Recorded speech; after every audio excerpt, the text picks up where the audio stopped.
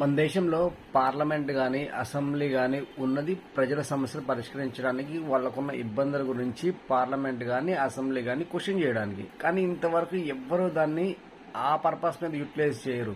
తిట్టుకోవడానికి, కొట్టుకోవడానికి, వాళ్ళ నాయకుల్ని పొగడడానికి తప్పితే అసెంబ్లీని కానీ పార్లమెంట్ కానీ దేనికి యూజ్ చేయరు.